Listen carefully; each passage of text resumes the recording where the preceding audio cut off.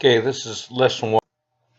In this one, we were using unit form and we were doing some decoding in order to multiply larger multiple digits by other multiple digits numbers. Now, let's take a look at the next one. The first one was done for us. Let's think the first one down, B. It says 430, but if we read that in unit form, that would actually be 43 tens, and 30 would be 3 tens. And that allows us just to multiply them, because we take 43 times 3, and we would end up with 129.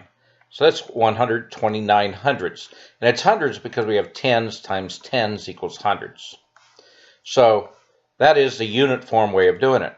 Now, one of the ways that we discussed today was that we know when we decode, and I'm going to come over here to do that, 430 times 30. If I was to decode this, it'd be 43 times 10 times 3 times 10. And then we're going to be able to use our commutative property to move them around, and we end up 43 times 3 times 10 times 10, which once again, that ends up with 129 times 10 times 10, which gives us 1290 times 10, which gives us 12,900 as a final answer. Now, what we were showing in class today is these tens right here. When we're actually decoding it or pulling the tens out, that's kind of like ignoring the zeros. Then we multiplied our basic numbers of 43 times 3, got us 129. And then when we multiply it back again over here, that's like putting the zeros back in. So that there's the shortcut. You hear a lot of times where they say, take the zeros out, multiply it, put the zeros back in. What you're actually doing is the decoding over here on the right-hand side. So from now on, when I say take the zeros out, multiply it, put them back in, this is what we're talking about. It's this process right here that we just went over. Okay, so let's go to C. Now in this one here, you can see it's 830, which means it's 83 tens and 2 tens. We multiply together 2 times 83 is going to give us 166. To figure out what place values it is, we have tens times tens, which is going to give us 100s. So we know it's 166 hundredths. Now let's do our place value of what we're doing it. Let's take out our tens. 8 times 3 is going to be 83 times 2, is 166. Put our 2 zeros back in, and we have 16,000. Where 166 hundredths, 166. 16,600. Because 166 hundredths, the last 6 would be in the hundreds place. On the next one, this here is, we're looking at hundreds, so it'd be 44 hundredths times 4 hundredths.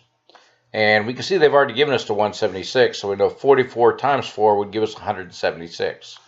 Well, we're looking at hundreds times hundreds. That means we're going to have 4 zeros there. So hundreds times hundreds. So 100 times 100 would be 10,000. So we have 176 10,000s. So taking our zeros out, we have 44 times 4. 44 times 4, let's just verify they're 176. 4 times 4 is 16. Carry 1, 4 times 4 is 16, 1 is 17. So 176 checked out. And then you can see 4 zeros back in. 1, 2, 3, 4, which is 176 thousandths, which if you read it, that'd be 176 10,000s. Our last one, here we have 8 tens and 5 thousandths, which 8 times 5 gives us 40.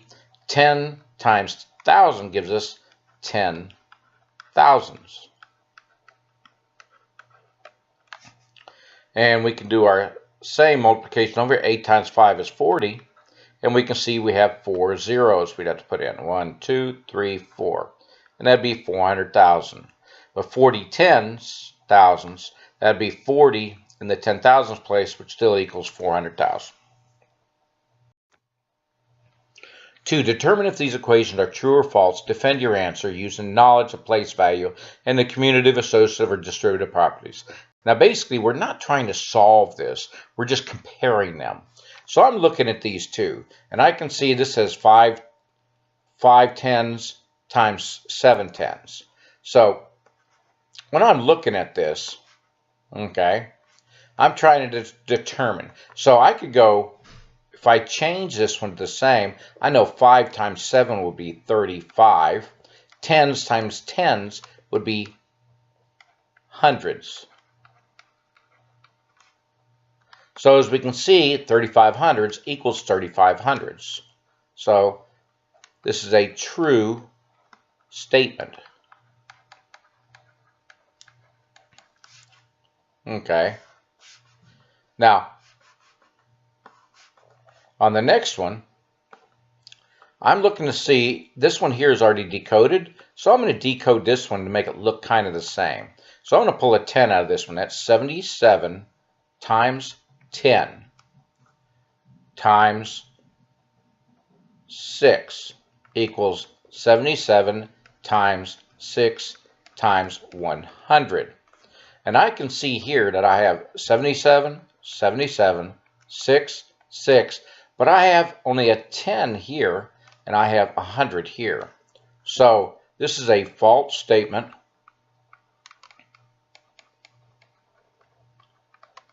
And that's because the first expression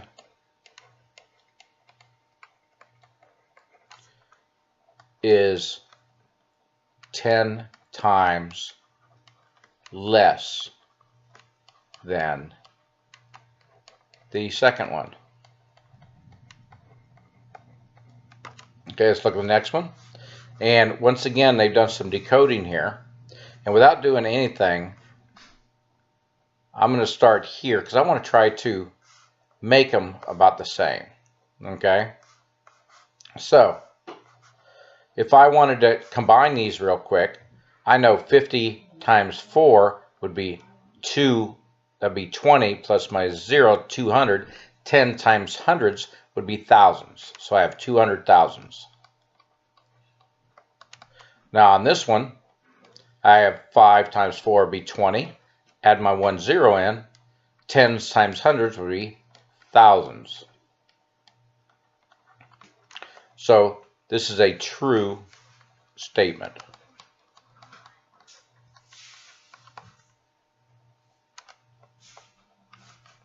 On the last one, and I'm looking to see what I need to decode here. I can see the 90s are the same, but this 24 is different. So let's go ahead and do the 2400.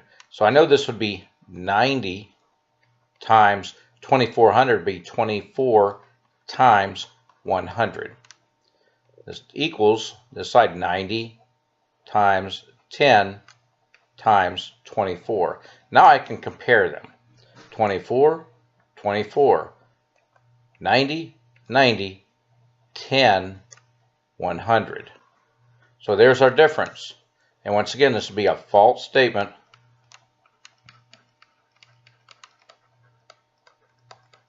because the second expression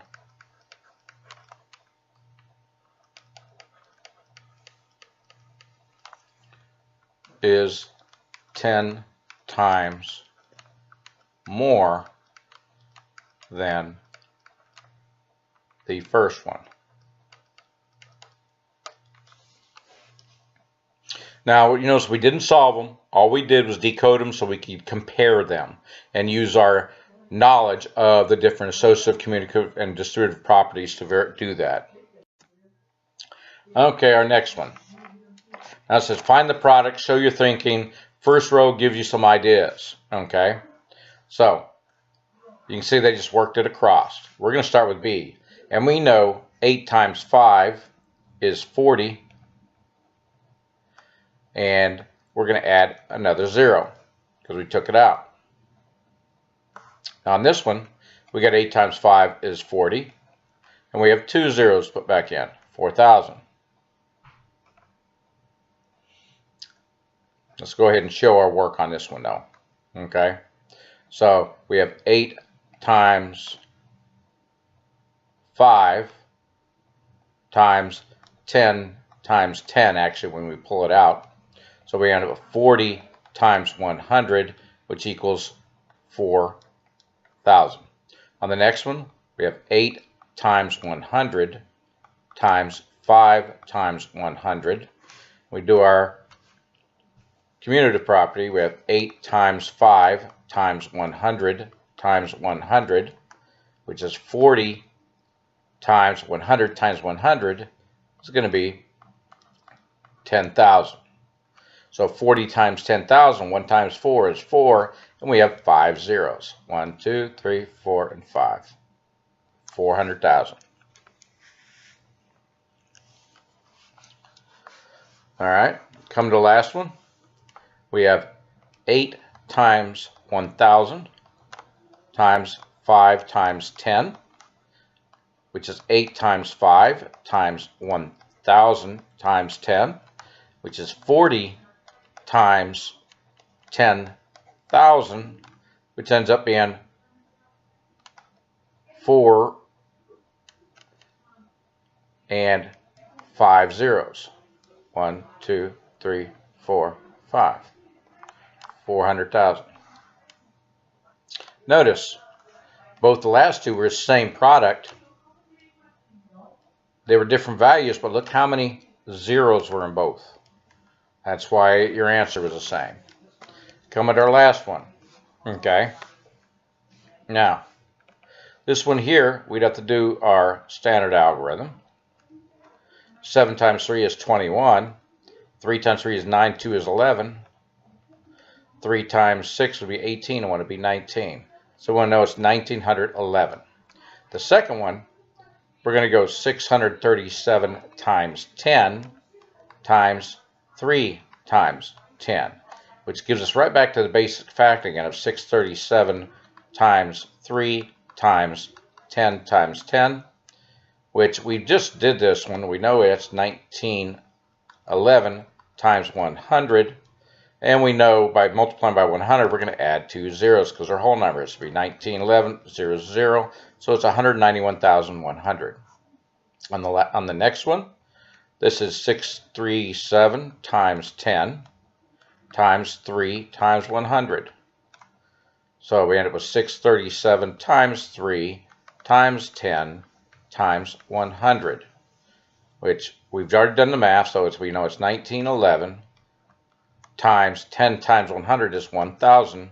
And we can see we're going to be adding 3 zeros to this whole number. So that's 1911, 1, 2, 3. So that's 191,000. Excuse me. 1,911,000. And the last one, let's do 637 times 100 times 3 times 100, which we do a commutative, which 637 times 3 times 100 times 100. And then we've already done the math again, so that's 911 times 100 times 100 is going to be 10,000. So we can see we're going to add 4 zeros onto this one.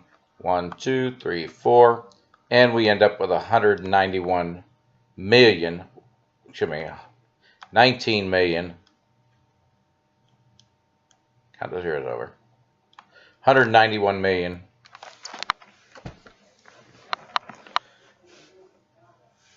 Let me verify that. What did I do here? My pen stopped working on me. Here we go. So there's our 3. Our 3 goes right here. So it's 100. Pen keeps slipping here. It'd be 19,110,000.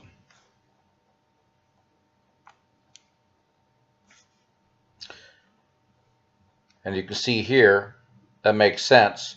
If we have 4 zeros here and 3 zeros here, because this was 1,911,000,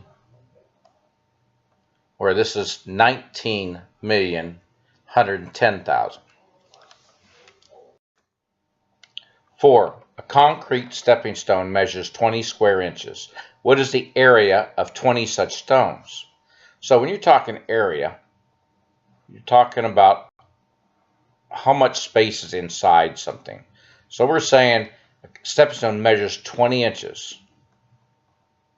So it's talking about one stone measures 20 inches.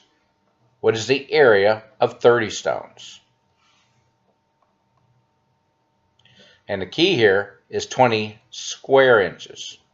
So what they're saying is that one stone is 20 inches squared. So it wants to know how much 30 would be. So we end up with 30 times 20, which would be 3 times 10 times 2 times 10, which end up being 3 times 2 times 10 times 10, which gives us 6 times 100, which gives us 600 inches squared, because it's an area. Now let's double check ourselves.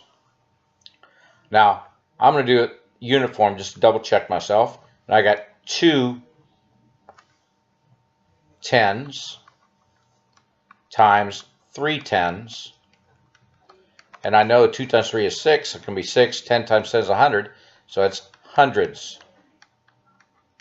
So I know the 6 would have to be in a hundreds place, which it is. So our 600 inches squared is confirmed.